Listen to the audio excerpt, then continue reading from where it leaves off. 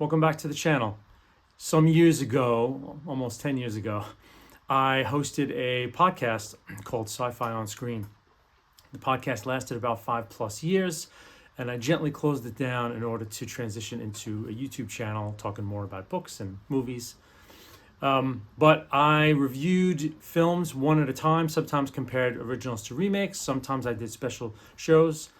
But a lot of the criticisms and a lot of the critiques and analysis that I did for these films, I stand by. And so I thought, since I've done over about 100 shows, that I would share the archives with my new audience here on my YouTube channel. The shows range from about 45 minutes or so more of a podcast. I'll just put up a static image of the old logo, and you can listen and enjoy. I'm going to do these weekly, and hope you enjoy. Welcome to Sci-Fi on Screen, the podcast that goes where no podcast has gone before. We here at Sci-Fi on Screen take a deep, close look at your favorite genre movies of science fiction, horror, fantasy, and comic book land. We go deep, scene by scene. We do comparisons of originals and remakes, and special shows. Just ahead, a new episode. And thanks for listening.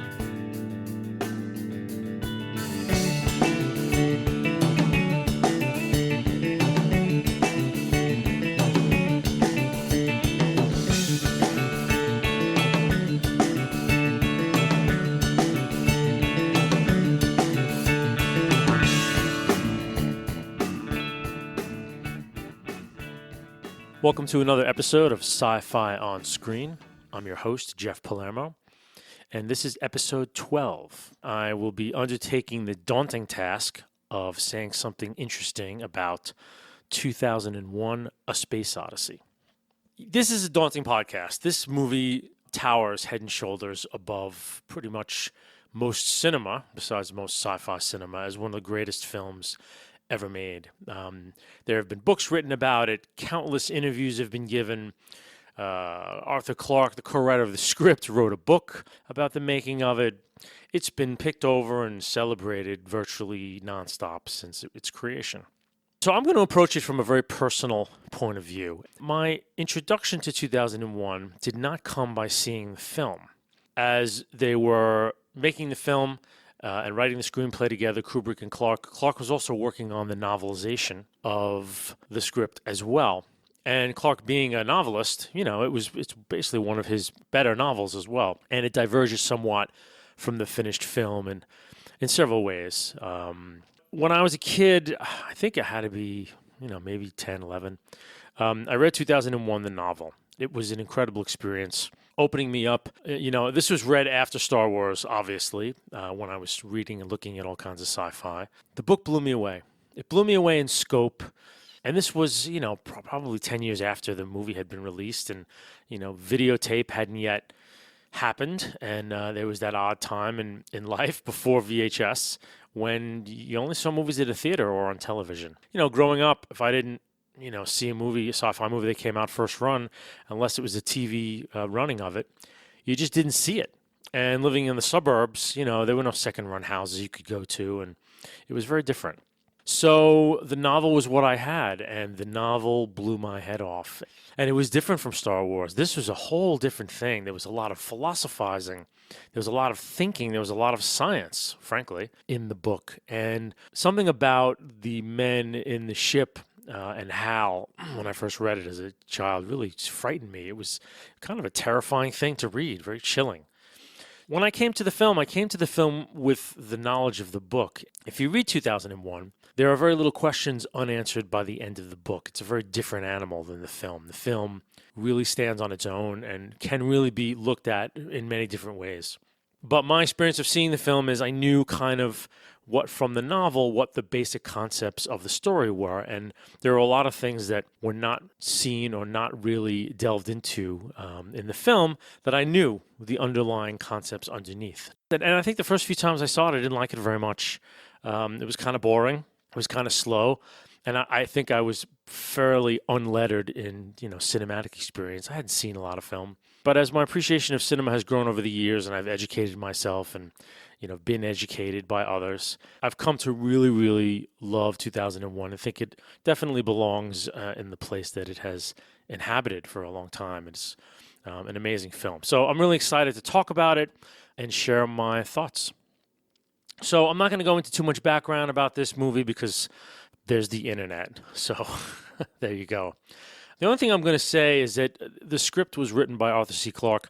And if you're not a science fiction aficionado, such as myself, you don't know much about Clarke. So I'd like to give Clarke a little bit of a background. Clarke is one of the three grandmasters of the golden age of science fiction. So science fiction writing is basically looked at as, Jules Verne and H.G. Wells being the two founding fathers, if you will. And then the golden age of sci-fi in the 50s and also 60s, Robert Heinlein, Isaac Asimov, and Arthur Clarke were the three heavies. Clarke has written some of the greatest sci-fi novels, and they'll be up there in the lists of best novels pretty much forever.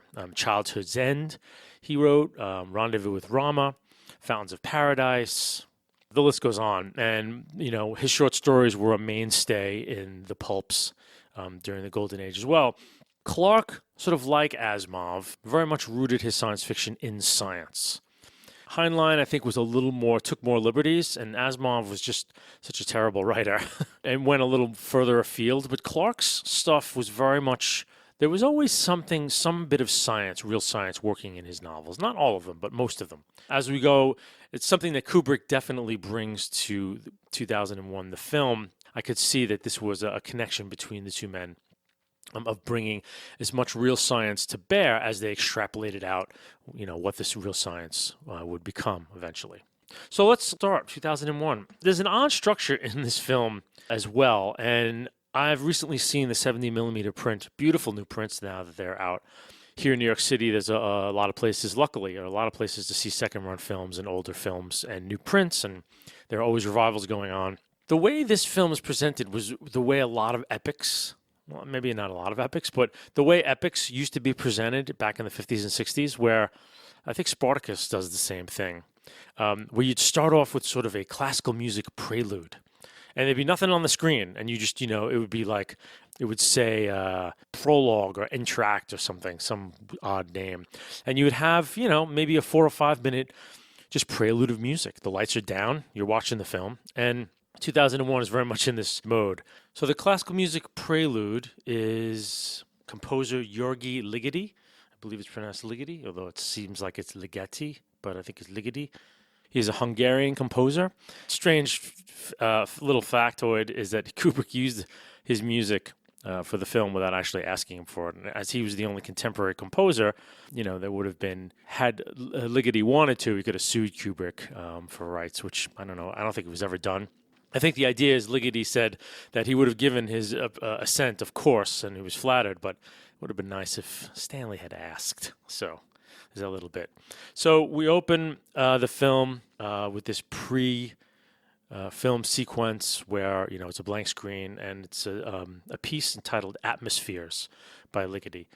And we'll hear that later on in the movie as well. And I still think today, when I just saw the movie in the theater, it's pretty bold to just, some may say pretentious, but I don't know. It's, to start off a film with this really strange but cool, eerie and ominous classical music. You're really taking your audience from, cell phones and popcorn and chit-chat, rather than getting them right into the movie. There's this sort of fugue of taking an audience down from their daily lives. And this is totally my own, fantasy about, does this thing work? Does this technique work or not? But it's just sort of, he's preparing you in one way, kind of trying to scratch the record of your experiences throughout your day when you sit in front of this film. And this music kind of prepares you and gets you to relax and sit down. And you're put in some kind of new mode by the music to prepare yourself for the film to come. I think it's cool. And then we cut into Richard Strauss's Thus Spake Zarathustra, title taken from a famous Nietzsche work. And there's a classic, the sun over the moon, under the earth shot that we'll see several other times in this film. And beautiful music, amazing, we don't know anything about what this film is going to be like. Think about first-time viewers, right? Incredibly pretentious, if you will, but it's a beautiful piece. There's a side note Kubrick, as he was making this movie, the thing that happened with the music is that composer Alan North was commissioned to compose music for Kubrick's film. As Kubrick was editing, and I guess this has happened, maybe this happens now, but has happened in the past, where when directors are in the editing room, they use just sort of music to edit by, to give them a sense of the dramatic movement of a shot or a sequence, and they'll use all kinds of music, and Kubrick chose these pieces to use while he was editing 2001, and when it finally came time, the finished film, he decided he was so used to those pieces being part of the film that he thought, there's some quote of him saying, am I a genius or am I a complete idiot for using this music, especially the Blue Danube Waltz section. But I think posterity has shown that it was an incredible choice. Someone has put Alan North's original score, some of it meant for the film, to the opening credits, so the opening sequence, where you see the sort of sun and the moon and the alignment. And it's really cool to Google and check it out. It's a whole different animal. I mean, it's cool music in its own right, and it's probably impossible to compare the two now, since the Strauss's music is so indelibly intertwined with that film. There is something to the simplicity of Strauss's melody. The fifth and this octave that he uses, that when you hear North's music, you're like, it's a big difference. So anyway, for people who are interested in that, and go check it out online. It's pretty cool. So now we get a title card, The Dawn of Man. If you've seen the film or read the book, you know that it's about 4 million years ago. And we just start out with quiet, beautiful, static shots of what we come to believe is sort of primeval Africa. And it's a very desolate place, very desert-like. Doesn't seem to be a lot of food. Seems to be just not even a lot of water. If you're reading the book, you get the sense that it's sort of, it's the twilight of sort of the man-apes, and that they're starving and they're running out of food, and they're in this landscape that affords them very little, and that they're struggling to survive. We don't get that in the film at all. We just get a sense that here we are in this desolate African locale, and we have our man-apes. And we also see that they're coexisting with these warthogs. And we see the warthogs are sort of eating and drinking right around with the man-apes as well. And they're completely oblivious to each other than that, they're these other living beings, and they kind of just go by each other, not understanding, in a sense, no comprehension of one could be food, one could be dangerous. It seems that they live in complete harmony with each other. So then we get a sequence of this leopard, which is a predator of the man-apes, and jumping off of a ledge, attacking the man-apes. And there's a weird effect that's still in even the Blu-ray cuts now, which are quite beautifully done, by the way. We see the leopard has these shiny eyes, and the reason for the shining eyes of the leopard is that Kubrick, rather than having matte paintings behind his studio sets, so if you don't know about that, basically when you did indoor sets in big movie studios where you were in these big warehouses, you had painters paint these background mats, and they were shot, and from a filmic perspective, it looked like you were outside, and they got better and better at that. Pre-CGI, of course. But Kubrick wanted to project real scenes and real landscapes rather than have them painted. So he had film of real landscapes taken. And what he would do is he would project these landscapes onto a screen behind the set. It's beautiful. You really can't tell. It makes it look very realistic. And the only telltale is that the eyes of the leopard reflected back the actual light from the projector that was shining past the leopard onto the screen. So, funny little Easter egg there about these scenes. And the next setup we see is the waterhole. And I'm going to use the head man-ape in the film is never named, but Clark names him in the book as Moon Watcher. So I'm going to use that name going forward. So we see Moon Watcher and his crew at a very shallow sort of watering hole drinking. And another group of man-apes approaches, and they both start jumping up and down at each other and hooting and howling at each other. And there are more of the other crew of man-apes, and so Moon Watcher's group has to sort of stand down and back away. And the other group kind of takes over the watering hole. And the actors in the apes, we don't get a lot of close-ups of the man-apes, so Definitely not as good a makeup job as John Chambers with Planet of the Apes, but they got the motions down really well. And, I'm not thrown out of this film in any way thinking that there are people inside these man-ape costumes. There are several scenes coming up when you do get some close-ups, and it does look a lot less real. I think they get the movement right. It works very well. So now the next sequence has Moonwatcher and his crew hiding up in their caves, and we hear outside the cave that the leopard is prowling. We get a sense that they are completely helpless against this leopard. They don't know what to do. The leopard is a predator. They are prey. You see them in the cave, and this is when you get the close-ups of them. You see their eyes, and, they're looking at each other, just basically scared to death. So the next sequence is during the day, and again, we hear Liggety's Requiem, and this will be the thematic music that will accompany the monolith whenever we see the monolith. This is the first time, though, we've seen it, so the music slowly rises, and they all wake up, and the monolith has sort of appeared overnight in their midst. And it's a beautiful shot. It's like a medium shot. You see them all just there. And they realize that the monolith is there, and they freak out. And they immediately jump away from it. It's a geometrically perfect object in this, sort of primeval setting. It's a wonderful visual. Just a wonderful visual. And the scene takes its time. The apes freak out. And then they realize that it's not dangerous, so they slowly come back and close in. And then they're kind of hypnotized by it. And there's this wonderful scene where eventually all of the apes gather around the monolith and they're all touching the monolith.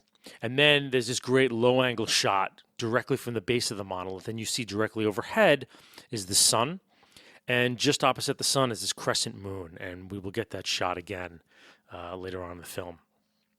So I want to talk a little bit about the underlying concept of this film that you can kind of get, and probably a lot of viewers do get, but there's a concept that science fiction viewers and readers especially are very comfortable with, and it's a concept called uplift. Basically, 2001: A Space Odyssey is an uplift story. And uplift is a concept in which writers postulate that most species need some kind of evolutionary assistance in order to get from sort of unconscious animal states to higher forms of consciousness, higher states of evolution. That it's very rare that a species can do it on its own. There's a science fiction writer named David Brin who wrote actually a trilogy called the Uplift Trilogy. It's probably the Uplift Saga at this point. There's a lot of books.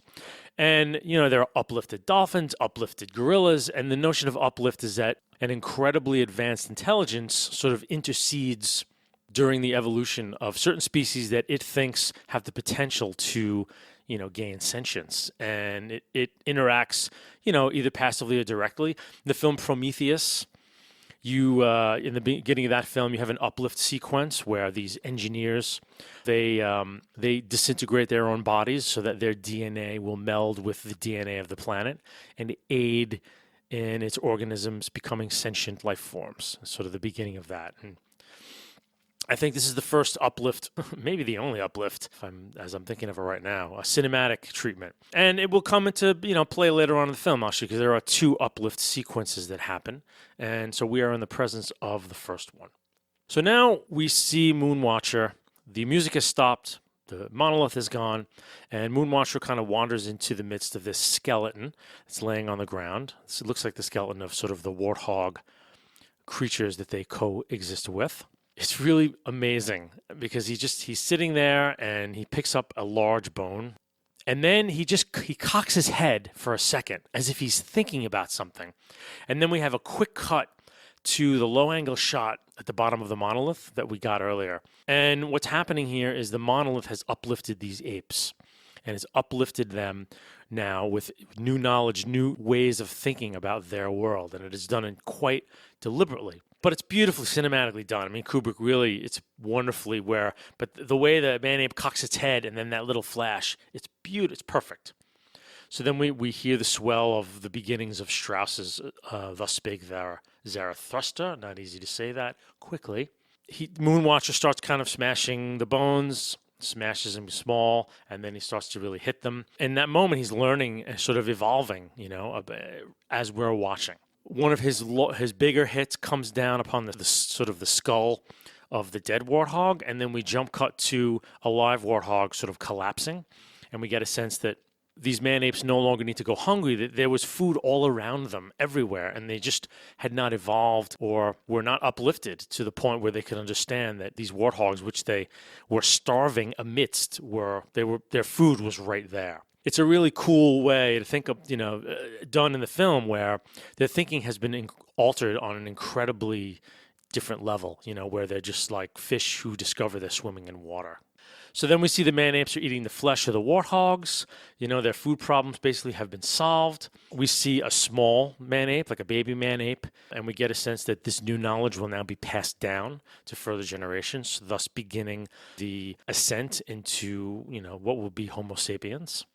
And then we get back to the watering hole. And this time, Moonwatcher brings his crew back to the watering hole. The other group is there, jets and sharks, if you will. Moonwatcher approaches to get a drink, and he's holding the bone, and the other member of the tribe rushes him and tries to tackle him, and Moonwatcher just smashes him in the back, collapses, hits him a bunch of more times, and we get the sense that he's down dead. And then other members of the tribe come and hit him, and basically, Moonwatcher's tribe has been altered. They understand the uses of violence and power and how it can be used to feed themselves, and also how it can be used to dominate the landscape. This is the beginning, again, of, the beginning of Homo sapiens and the evolutionary journey they will take. And Moonwatcher is now master of the world. He is sort of the master of his domain. And now we have our famous, what they call a match cut. Moonwatcher throws the bone up in the air, and it goes all the way to the top of the arc, and as it drops, we cut to what we don't understand in the film as anything but a satellite, that the bone has gone up, and 4 million years later, man's technology from that bone being the first piece of technology, from the film's perspective, that he's ever invented, and now to an orbiting platform. What the book gets at is that it's an orbiting weapons platform. So it's even more prescient. It's even more interesting when you know that it's an orbiting platform filled with nuclear weapons, and that club has literally evolved into nuclear weapons technology. And there's another little element of it that I love too, is that orbiting the Earth really is sort of, you're falling so fast that the Earth actually gives way underneath you, and so you never land. I like the fact that they wait until the bone starts to fall before they do the match cut to the satellite. And it's almost as if, metaphorically, man's reach has grown, and his strength to throw, in a sense, is so powerful that it has reached into orbit and now falls forever around the Earth. And I just find it, who knows if they talked about that. Again, this is a very highly subjective way that I have of processing the film, but I just like to think about that. And I think knowing that Clark is such a scientist, that it's possible that was a planned thing. So now it's Johann Strauss and the Blue Danube Waltz, which people go crazy over when no, it's lasts forever. A lot of criticisms of people who watch this film now, as the decades march on and films become more and more, action-packed and entertainment-ridden, and, they're cut very quickly and cut so differently than they used to be that there's not a moment on screen that's not coming at you in one way or the other. But I'll get to that in a little bit, talk about this what Kubrick does with this film. Now we track what looks like a Pan Am space shuttle, which is the first of several predictions that this film gets completely correct. Now that I'm here, alive in 2014, it's incredible to notice what it's gotten right. The shuttle is an Orion 3 space plane for uber geeks like myself who built it as plastic models when they were children. We follow the Blue Danube music, and the shuttle is making its way towards this massive orbiting space station, which is really cool. To me, this first section of the Blue Danube Waltz, to me, is not boring at all, because we're seeing a lot of interesting things as we're outside looking at the ships. The first thing we see is the seatback video screen that's right in front of Floyd and all the scenes. And so, amazing, correct prediction that someday airlines would have seatback videos, flat screens. The whole flat screen concept is something that's covered in this. It's probably not the first time flat screens were dealt with in science fiction, but the seatback video just nailed it, totally nailed it. We're seeing now the beginnings of the painstaking accuracy to which Kubrick will try to cleave towards real science. Haywood Floyd, played by actor William Sylvester, is the only occupant of this shuttle, and he has fallen asleep, and there's a pen floating in the air because there's no gravity on this ship. It's in orbit around the Earth, jockeying for position.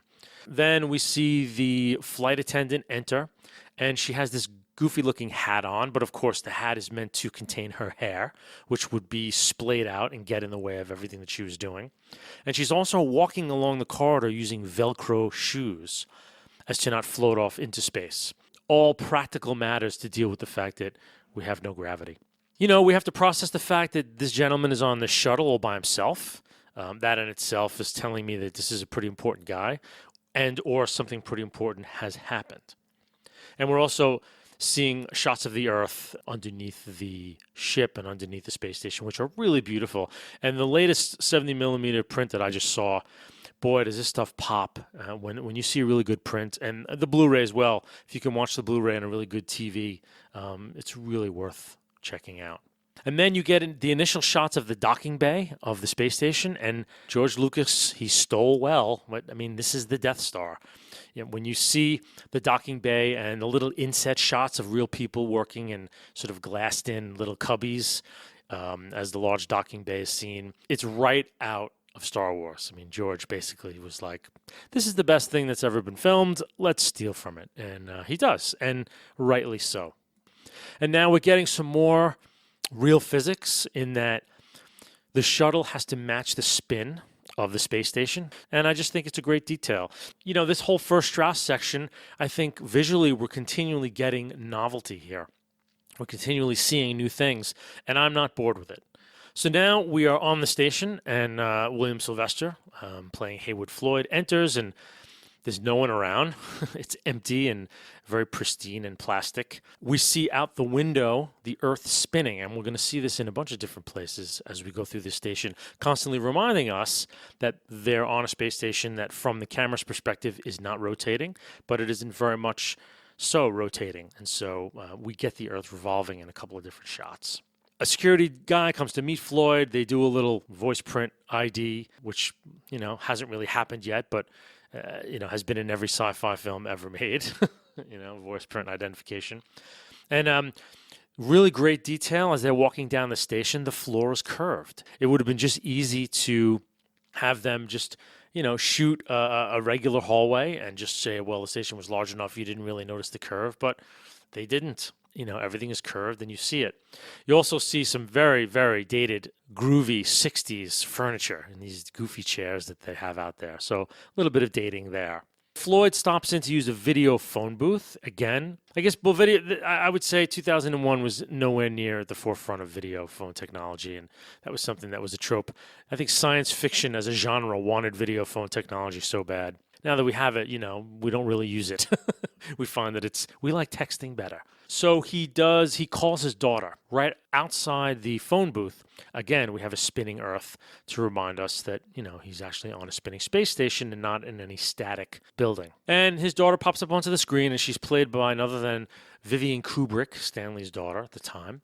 This is the beginning of, again, this is a very subjective reading of the film, but this is the beginning of the human beings in this film being depicted as being very, very detached and almost cold and diffident in their relations with each other. He just seems completely cold and disconnected to his daughter. It's her birthday the next day, and the way he explains it to her is very callous, like, that's just the way it is, Daddy's got to travel, sorry.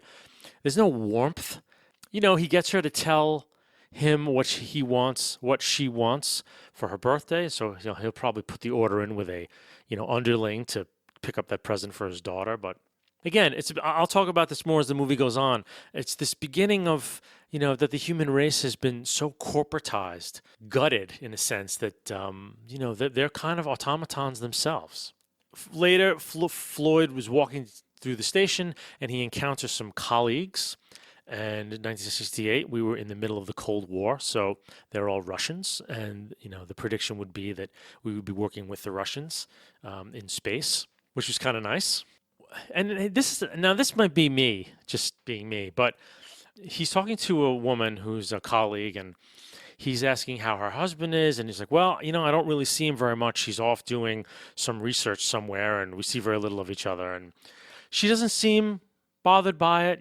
She just seems like kind of cheerful and nondescript about things, and it's tossed off so quickly. I sort of think like, well, as a husband and wife, and they never really see each other. Like that, this whatever this marriage is. That again, it's this thing that's like no one really comments on it. Like, how's your husband? I don't know. I don't really see very much of him. He doesn't see very much of me.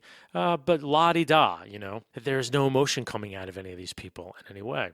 There's a little bit of beginnings of the story here now, and that once this other gentleman sitting with them hears that Floyd's going to Clavius, he's very interested because there's been this sort of press blackout. There's been rumors of a quarantine, that maybe they discovered an organism there. Floyd basically flat out says, can't talk about it. And he goes so corporate on the guy. He doesn't say a word.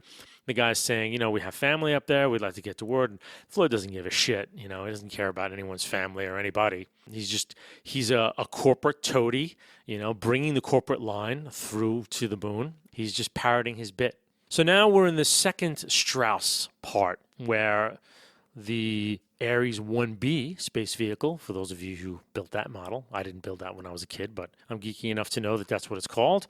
It's the second stage trip to the moon from the space station. Cue up Strauss, and we get a little bit more information. Again, we cut back and forth from inside the ship and outside the ship. We see how they eat, and that the meals are all kind of liquefied or strained, and they eat them through straws, which is very much how you're going to do zero gravity. I mean, you're not going to have food floating off into space. So there's also a very cool sequence of how this ship is designed, and that how it was designed with zero gravity in mind. In that when the flight attendant comes to get the food, she takes the food and then she walks into this circular area, and she sort of starts walking and walks up the side of this circular sort of wall until she's completely upside down. And then she steps to one side and walks into what is a passenger compartment, what actually turns out to be the pilot compartment. And again, it's very cool in that, not everything is done. The way they designed the ship was not a ship that was conforming to gravity, that you could, that it was maybe more efficient engineering-wise to have some sections be at a certain attitude than others. And the ship's designed that way. And I just thought it was very, very cool, even though it's a brief little... nothing's really brief in this film, but in relation to the rest of the film, it's a fairly brief moment. The Ares is approaching the moon and landing. I'm starting to get a little fatigued. I'm a little tired now because we've had a nice lengthy sequence leading up to the space station. We had a little bit of drama and a little bit of dialogue, and now we're back again. And it's getting a little tiring. We do see a little in-joke of like a zero-gravity toilet, and there's a long list of instructions. Haywood's looking at it. It was pretty cool. And there's some really beautiful shots as the Ares sort of orbits the moon and begins to drop. And I'm in it there, but as it's approaching the moon, and the landing takes forever. So it's a little long, I feel. Some cool things as they're landing, you see the approach vector graphics in the Ares cockpit, which you've seen now in thousands of films, in terms of how the ship is approaching, and it made me think of Aliens when they're about to drop down to the planet, and how they're orbiting and sort of the orbital mechanics, very similar. There's also a very cool shot from far away. They're approaching Clavius, and the shots from some distant mountains, and you have three sort of astronauts walking on the surface of the moon in full gear, and they turn to watch the Ares sort of drop down towards Clavius. And it's really cool because you see Clavius, the size of the base, and you do get a sense of, the scope of the moon and the scope of how big this ship is. Then the last pieces of it are this sort of magisterial opening of the dome of the Clavius base, and it's like 8 pieces of pie. The dome sort of fractures into 8 slices, and it sort of opens. The ship comes down and lands. Then an elevator takes it down from its landing further down, and we get, this huge interior of Clavius base. And again, it's the Death Star. I mean, Lucas basically stole it, lock, stock, and barrel. And it doesn't look very dated, which is pretty, again, attests to how carefully and the quality of these shots is that it still looks like a pretty terrific sci-fi space shot. I want to talk a little bit about, I'm going to pause for a minute and just talk about the slowness of 2001. Again, I'm not going to canonize this film because it's already been canonized. There are parts in this film that I get bored in, for sure. And so far, only really the tail end of the Ares 1B flight where I'm a little bit bored. But later on in the film, there are definitely some sequences where I'm just, I'm checked out in a way.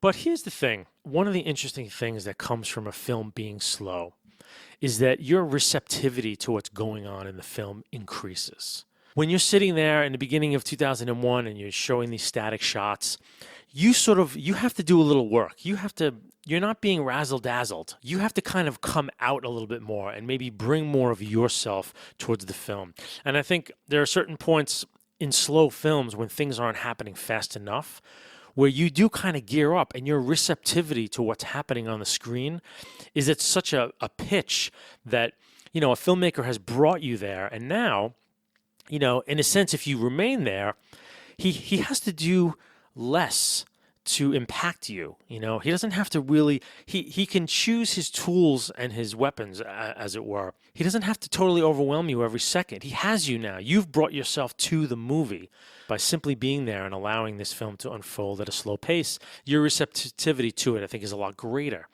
And I find that it's a fascinating thing.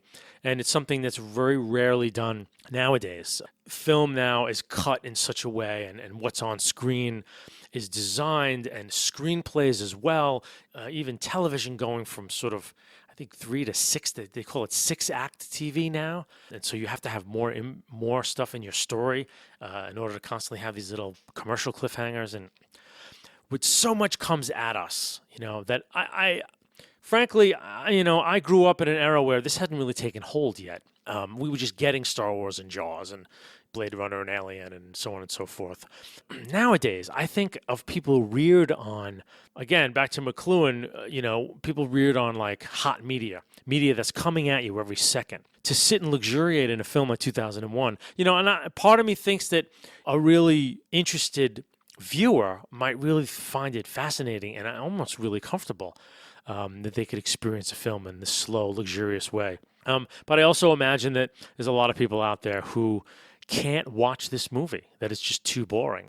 I was checking out a video podcast the other day of some guy who just was reviewing Star Trek, the motion picture, which I'm going to do very soon, and just going at it like, oh, this section was too long, that section was too long, and just angry about it, about how long these sections were and how boring they were. And I get it. I understood where he was coming from, but I think that it's a highly intimate experience when a filmmaker like Kubrick takes his time and really, really asks you to walk into his film rather than sit there and ingest your popcorn and I'll do all the work. He's saying, why don't we do this together? You come to me halfway, and then with that motion and you being in me halfway, then I'm going to go to work on you. And my suspicion is it's why this movie is so special, in that you are taken to a different level because you are asked to just slow down and sit there. And I think it's a more complex process in that what you're processing on a subconscious level, first of all, you're allowed to process more, in a sense, even though there's less maybe on the screen over time, that you're given the space to maybe process in real time subconsciously what it's doing to you. And obviously I'm talking out of my hat now, but there's something about films that get this right. And it's easy to get wrong. I mean, there are many films that they're slow and dull and boring, and there's no excuse for them whatsoever. They're just slow, dull, and boring. So now we're in a corporate boardroom. Floyd has arrived at the moon, and we see there's some, low chit chat. The briefing table is this, horseshoe shape. And there's a photographer taking pictures, and we get a sense that this is a historic moment, with the photographs. For the most part, Kubrick keeps the camera at the back of the room, capturing everything. And he only kind of pivots the camera to the left or to the right to catch people walking up and back from the lectern. Basically, Floyd gives his speech, and it's all corporate speech. It's all done. I've worked in corporate America now for almost 20 years, and you just get a sense that the top of civilization now, 2001, is all a big corporation. I think I love about this and, all of this middle section of the film scenes is that their corporatization is so complete that even discovering new life is little more than just like a problem to be solved.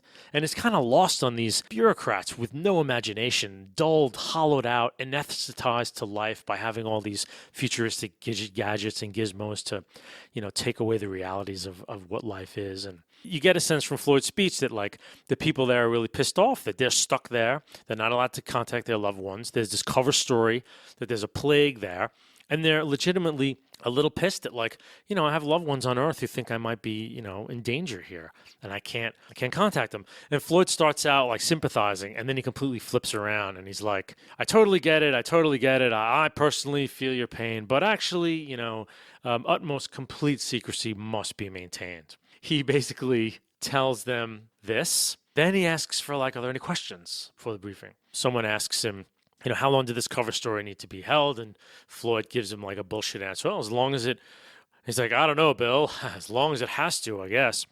And then it's like, oh, by the way, I've been told to get written security oaths from all of you. And it's just like he's threatening them incredibly dangerously. But with this, just like a bureaucrat where it's like, there's this undertone of, you will do what we say or else. But it's done in such this corporatized, well, I don't know, Bill. Oh, by the way, and the second time he asks if there's any questions, no one says a word. And the subtext being that the guys at the top slots of the corporation are scared to death about social shock. They don't want anyone to know what's going on because they're afraid that, society might break down, people might freak out. They want to make sure that they're not going to lose control of the people who are under them, which is most of us on the planet. From there, we cut to Floyd now on this moon bus. They're going from Clavius proper to the dig site where they found whatever it is they found. We don't know yet. And we hear the wonderful Lux Aeterna, which means eternal light in Latin, from Ligeti. Beautiful, beautiful music. And inside the moon bus, we get more of this corporatization, more of this crap. And basically Floyd's sitting there, and these two other kind of ass kissers are there. That was an excellent speech, Floyd. You really beefed up morale. And basically, it was exactly the opposite. He basically threatened everyone as much as he possibly could that you'll keep your mouth shut and you'll get in line or else. So these guys are basically there to kiss Floyd's ass. And one of the guys then shows him some photographs that Floyd hadn't seen yet. And we get a little bit of exposition about how they discovered what they discovered.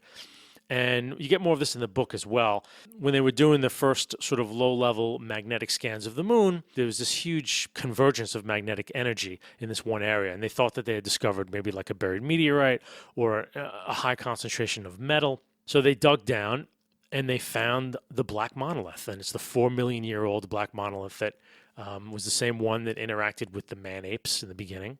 What we hear that is deliberately buried, that it wasn't, first of all, that it's not a natural form, as is this perfect little monolith, and that it was deliberately buried. Its designation is TMA-1, which is short for the Tycho Magnetic Anomaly.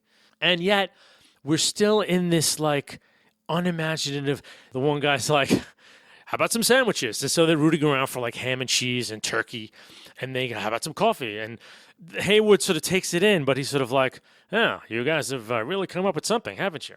And he shakes his head, like it's like they found, I don't know. What you come to understand is that these men, their imaginations are so completely dead that it doesn't even make any impression on them. It's another corporate problem they have to solve. And the great part of it, in the middle of it, is Floyd shakes his head. He's like, you've come up with something. And the guy's like, more coffee? Sure, thanks. They don't miss a beat. It's just like, it's an alien monolith, but, they're so dead inside that it really doesn't matter. And all the wonder has gone out of them. And again, that's my take. So then the moon bus is landing in the little landing site near the dig, and we get our first little sound effect, which is this little beeping sound as it gets closer to landing, and we also get more of the sort of landing vector. It's very cool, and he's going to do this, again in the middle of the film. When I watch this film now, I just think, my God, all this kind of technical stuff and the ships approaching and all this that we've seen in this section. I mean, this was like the ABCs of science fiction filmmaking. And frankly, it has changed little since this time. Ligeti's Requiem cues up again because the monolith is near. And they approach the dig site. Kubrick does a really cool thing, and he has a guy with a Steadicam walking in and amongst the these guys who are walking down into this ramp, and at the bottom of the ramp is the monolith. But it's a very verite thing. It's very like documentary style. He really puts you there. You really feel like you're there looking at this thing with these guys. It's a terrific effect. You see them taking photographs, and the camera that they're using is the cameras that they use for underwater photography. And I thought it was a great choice. Why wouldn't the same ideas apply for both, underwater in a vacuum? Very cool idea. And then you close in on Floyd, who gets very close to the monolith and actually touches it, as the man-apes one did. And then the men all gather around and take this picture. They're about to take the shot, and this incredible piercing sound hits the helmets. And then we get this low-angle shot of the monolith, and directly above is the sun, and just opposite is sort of the crescent moon, which is sort of a twin shot to when it interacted with the man-apes 4 million years earlier. And a brief aside, again, because I am approaching this film from the book, having read the book first. And what they don't tell you in this moment is that this is the first time that the monolith has been exposed to sunlight, and you don't get that in the movie at all. And it's a very important point because, we find out later on that the device is sending a radio signal straight towards Jupiter. But it's solar powered. So the notion is that why bury a sun powered device 40 feet below the surface? You bury a solar powered device down under the ground so you can, when it has been unburied and taken to the surface, and the sun interacts with it for the first time. And so it's triggered, and the radio signal it sends to Jupiter triggers the emergence of the second monolith, which will be encountered by Bowman when they get there. I guess not really necessary. I mean, the film is its own magisterial kind of masterpiece, but I like having that knowledge, and I like knowing that that's the point. I always think, would it have been better or worse had they included that in the dialogue, like, somehow due to the moon's rotation that it hasn't actually, this is the first time the monolith's going to meet the sun, whatever, and that would make sense. But maybe not. Maybe they went through that notion and it really didn't matter. Frankly, it's all armchair quarterbacking at this point. Interesting factoid. Don't tell me they don't use money in the 23rd century. Well, we don't. Yes, my friends, but we do use money in the 21st century. Let's think about $1 for a minute. If you contribute $1 per episode via Patreon, it's $4 a week, $52 a year. If you like what I'm doing at Sci-Fi On Screen, you're really enjoying the show, I invite you to become a Patreon subscriber. Sign up at patreon.com/sci-fi on screen. There's a button on my website, takes you right to the site. Signing up is a snap, and you're on your way. Until the 23rd century does arrive and we no longer need money, I would love your support via Patreon. Thanks for listening. Blah, blah, blah. No, blah, blah, blah. So now we're into the Jupiter mission section of this film. The music cue is from, I'm probably mispronouncing it, but the Gayan Ballet Suite by a Russian composer named Aram Khachaturian. It's a beautiful, beautiful piece. Basically two violins counterpointing each other. Very sad, incredible sound. We see the Discovery, and we're given plenty of time to look her over. And then we're right into the centrifuge. And again, they're trying to make this as realistic as possible. There would be no gravity on a ship like that unless it was induced. And the notion is that in the center of the spheroid crew section is this giant centrifuge wheel which turns and simulates close to Earth normal gravity. We have the Gaina Ballet Suite running, and we follow Frank Poole, who's one of our second in command, as he's running, through this structure, and it's really cool. And they actually built this wheel. I don't know if it was to scale or what, but this thing was actually built, and cameras were made it up to it, and the way they shot it, it's kind of the way you're looking at it. Like there's not a lot of CGI back in the day. You actually had to build the damn thing. We see Bowman, Commander Bowman, enter from the hub of the wheel where there's very little gravity, and he takes the ladder down to the main area, and he's going about getting his dinner. And another prescient idea here is the iPad, and they're both sitting down having their dinner.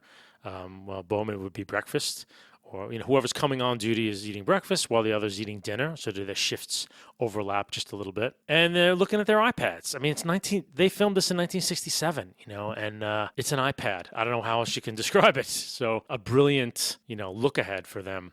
They're silent. they don't really say anything to each other. At this point in the mission, it makes sense. They're going to be on like almost a year and a half mission getting to Jupiter. The other guys who are in stasis, they're really kind of maintaining the ship, the two of them. And so they know each other, and I would think most of the small talk and chit chat, their shifts are mostly alone, and they only overlap a little bit. But that after a while, they would just be like, talked out. This point is very much that. They don't say a word to each other. And I think it's smart. They use this newscast. So playing on the iPads, right, is the BBC interview that was done with them, which is a clever way to introduce sort of exposition, I think. And also, even with the newscast, they're staying close to scientific principles, and that they're so far out now that light takes 7 minutes to reach them, and as would electromagnetic signals. And so, but they edit those out of the broadcast and broadcast as if it was being done in real time. So I thought it was just smart of them to mention. And actually, the commentator on the BBC mentions that was done. So very sharp. We get a little bit of our exposition. We get Hunter, Kimball, and Kaminsky are the specialists. They were trained separately, put into hibernation before. They never even met Bowman and Poole. We're introduced to HAL 9000, of course.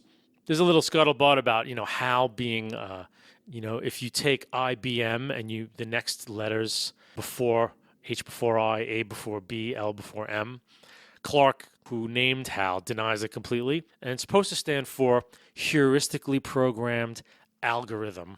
And I guess these are computer terms, which I'm fairly ignorant of. But the problem is, later on and I think this is maybe Kubrick screwing up, we hear that our other 9000 at the HAL plant, right? So there's not a HAL plant. It would be the plant of the company who made it. So it's a little bit of a sort of weird thing there, but my God, I'm sure no one cares except me. So we get a sense that HAL's part of the ship, and we also get the information that HAL has never made an error since his construction. So now we're back to the Gaina Ballet Suite comes back in. And again, we're back to what I think is this theme of human beings being tragically disconnected from each other. So one of my favorite scenes in the whole film, Frank Poole is laying on a bench getting a suntan, because these guys need to get UV rays, I guess, to stay healthy. His parents have sent him a videotape of them wishing happy birthday. Frank's just laying down there. He looks completely dissipated. It's wonderful naturalism of the actors who play his parents. It's done so well that this is the kind of the way people would be. It's very awkward to sort of both talk into a camera as if you were sending someone a message. And the actors do it really well. But with the Gaina suite playing underneath it, and then, they sing him happy birthday, and there's really sweet people, really nice parents. And Hal's wearing these weird glasses to protect his eyes. And then it ends, and Frank's reaction is sort of like, little flatter, please, Hal. Like he has no response. Like it means nothing to him. And you wonder how far they are out in space, the immensity of the gulf around them, that it dwarfs and in a sense, interferes with their notions of humanity and these petty little problems of, human beings back on Earth where they're saying they're going to sell his car. He's, millions of miles away in a spaceship and he's completely disconnected from humanity. And I just think I do think it's part of an underlying theme here that human beings are like tragically disconnected from each other as machines. So you see a bit of what these guys do in their off moments. Poole plays Hal in chess. He loses.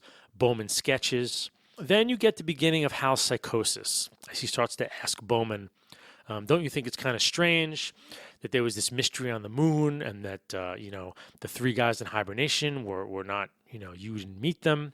And it's right at this moment when his fault prediction circuit goes off and he predicts that this AE-35 unit is going to fail. Now we have Bowman's repair mission. And again, the first mission, very hypnotic. All you hear is hissing of air, Bowman's breathing, and the lights reflected in his helmet. It's great, but I get a little bit bored, I have to say. This gets boring after a while. What I think you do get out of this, even though I'm bored, and with films like this now, I think as I get older, I'm allowing boredom to exist and not necessarily as a completely negative thing, where boredom might be part of the experience, that a filmmaker has the balls to allow you to be bored for a while because they're trying to do something maybe meta or something else. And what you do here is you get the smallness and the fragility of man out in space. How long it takes for them to simply pull a piece out from an antenna. and take it back. Like, it takes forever. This task that would take a technician 2 minutes on Earth, like, takes an interminable amount of time and space to do the simplest things. During all that time, they are so exposed and in the blacks of space and so vulnerable and fragile. And I think that's part of this sequence, is the fragility of the hubris, too, in a way, that we're out there in the middle of just this most hostile environment possible. At the same time, I get bored. They analyze the machine. They find there's no fault. Mission Control and both of them are basically like, Hal made a mistake, and Hal basically backtracks, and he's like, it must be human error. That's the only way I could explain it. So the two guys go into the EVA pod, and they cut off the sound so Hal can't hear them, and they basically say, like, if we put this thing back and it doesn't fail, we got to disconnect Hal, and we got to do it probably on the slide, because I don't know how the hell he's going to feel about it. And Kubrick shoots the end of this whole sequence in a way where you gather that Hal is reading their lips, which he can see through the opening in the back of the pod. And then we have another weird artifact of epic cinema filmmaking. There's an intermission. When I went to see this film recently at a theater, the lights came up and you got to stretch your legs a little bit. And then when you came back, there was another 4 to 5 minutes of Ligeti's Atmospheres, and the word intermission on the screen. Weird. It's just an artifact of the times, making a long movie a little bit longer. So then we come back, and now it's Frank's turn to go EVA, and he's going to go replace the unit. In my mind, it's too soon for another long, repetitious sequence, and it's very similar to Bowman's. It's kind of tedious, especially because he's doing the same thing.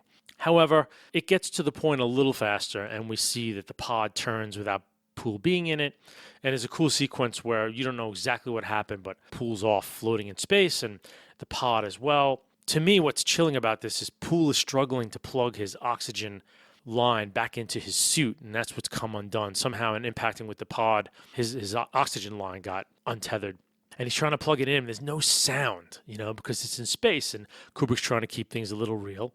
It's just very chilling, because then eventually when he stops struggling, you know that he's dead. There's a long sequence now Bowman goes out and goes out after Frank.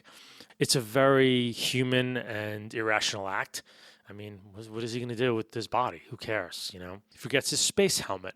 There's a long sequence, and again, another long sequence of Bowman drawing closer to Frank. And we get cool sound effects in the pod, definitely. You get these great, intermittent beeps, and, the beeps change as he closes with Frank's body.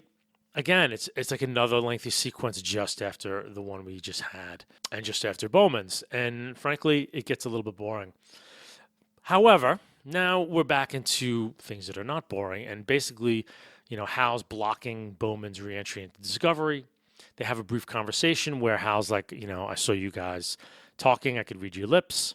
And then he realizes that he left the space helmet behind because Hal tells him. So he lets Poole's body go, and he aligns the rear of the pod with the airlock and blasts himself in. This is based a little bit, in fact. I mean, they discovered, I think, that human beings can survive in a vacuum for a very brief time if certain precautions are taken, and you need to hyperventilate your body to get as much air into your lungs and into your blood, especially, as possible.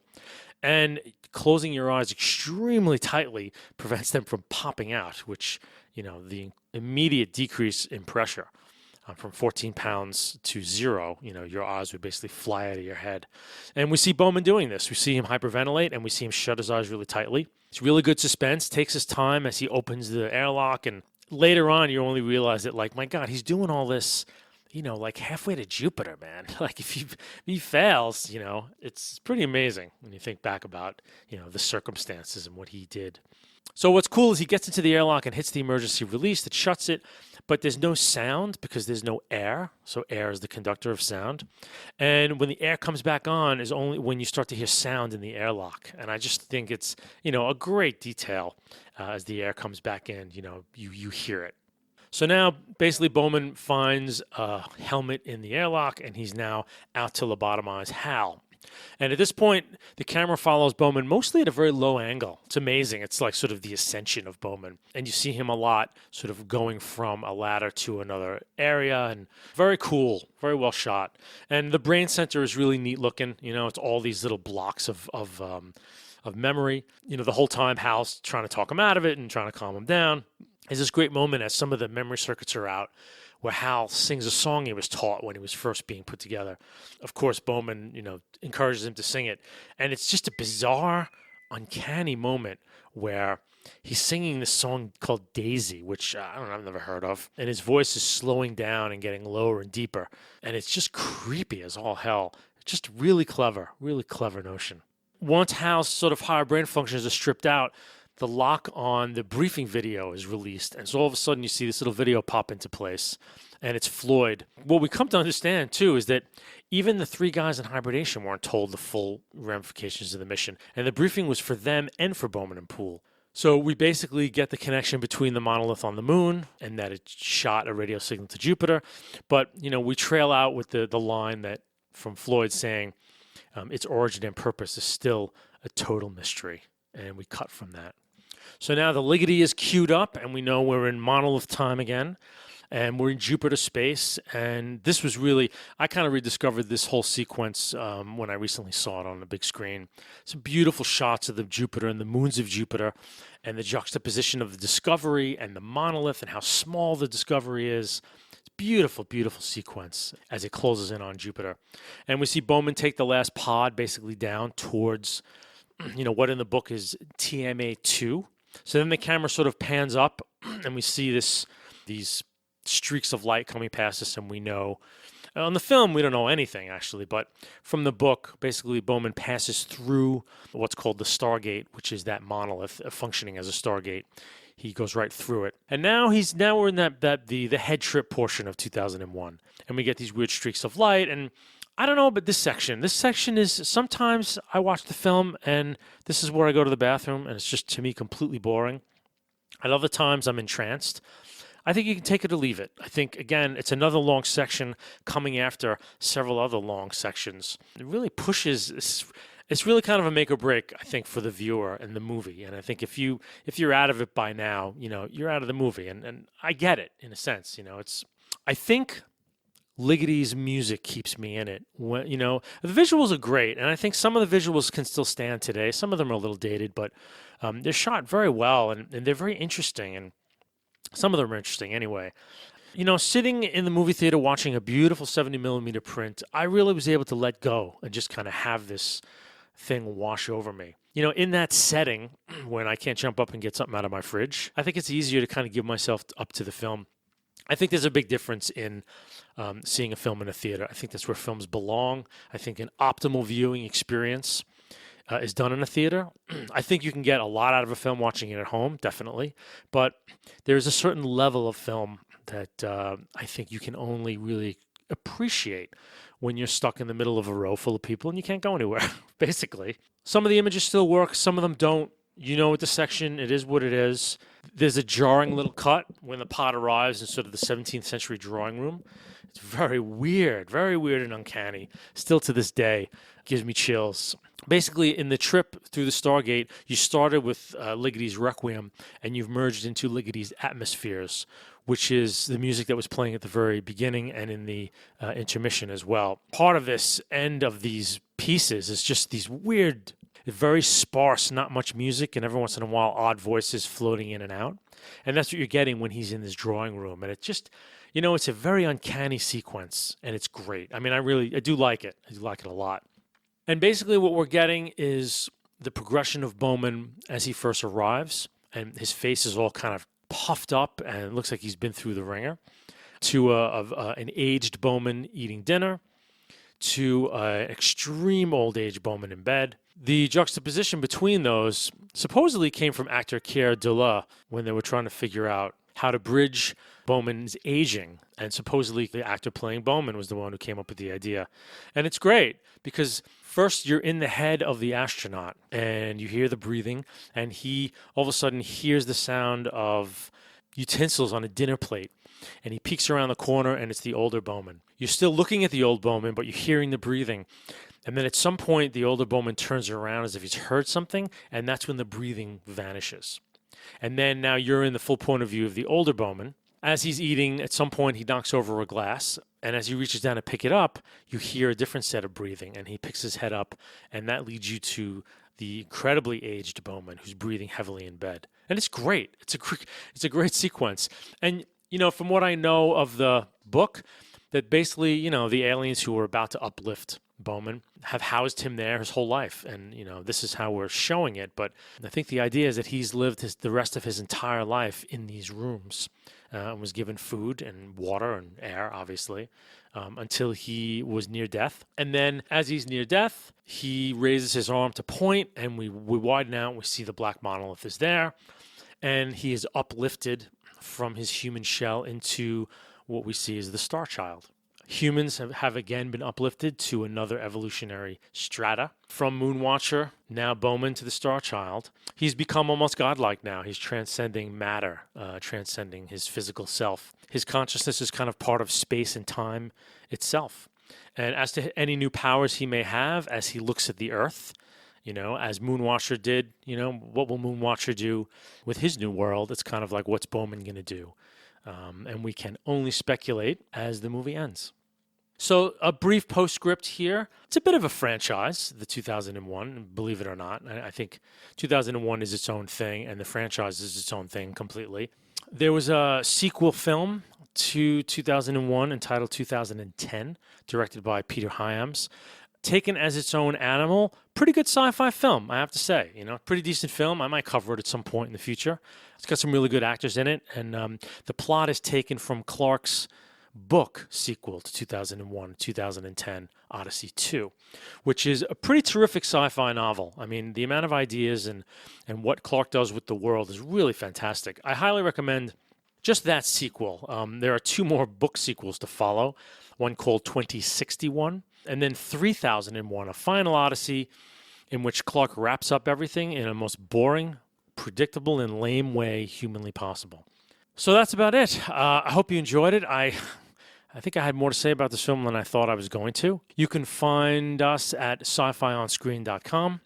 We're also on iTunes, and there's a Facebook page called Sci-Fi on Screen as well. Any comments you'd like to make, any feedback, you can email me at scifionscreen@gmail.com, or you can throw up some comments on the Facebook page. So I want to thank you all very much for listening. I really enjoy doing these very much, and I'll see you next time.